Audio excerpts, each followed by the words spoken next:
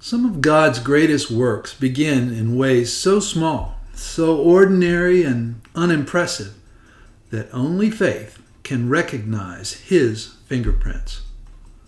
Zerubbabel knew that feeling. The task before him was to rebuild the temple, and it looked impossible. The opposition was fierce. The progress was slow, and the people were more than discouraged. My name is Dave Hughes, and this is Glory Bound Ministry. Today we're listening to the word of the Lord in Zechariah 4, verses 8 to 10. It's a message spoken to a weary leader in a discouraged nation. Also, the word of the Lord came to me, saying, "The hands of Zerubbabel have laid the foundation of this house, and his hands will finish it. Then you will know that the Lord of armies has sent me to you. For who has shown contempt for the day of the small things? But these 7 will rejoice when they see the plumb line in the hand of Zerubbabel, which are the eyes of the Lord, which roam throughout the earth." Well, this is God's message, and it's simple and stunning. What I start, I finish. Zerubbabel had laid the foundation, but the work stalled.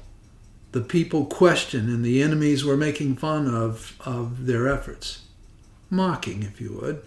The task seemed too big for the hands holding the tools, but God steps in and says, His hands will finish it. Let's bring in Philippians 1:6. "For I am confident of this very thing, that He who began a good work among you will complete it." Haggai 2:4-5 has spoken to the same generation. "But now take courage, Zerubbabel, declares the Lord. Take courage also, Joshua, son of Jehozadak, the high priest, and all you people of the land, take courage, declares the Lord, and work, for I am with you, declares the Lord of armies. As for the promise which I made you when you came out of Egypt, my spirit remains in your midst. Do not fear."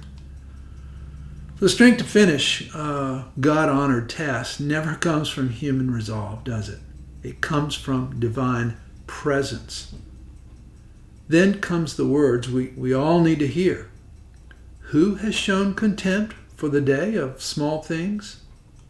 Small beginnings are not signs of God's absence.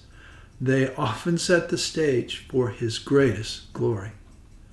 A foundation stone may look unimpressive, but it is the promise and the beginning of a future temple. Let me pare this down.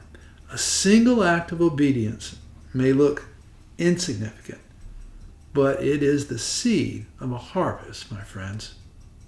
Remember 1 Corinthians 3:7? "So then neither the one who plants nor the one who waters is anything, but God who causes the growth." God delights to take small things and grow them into testimonies of His power. And notice the final encouragement.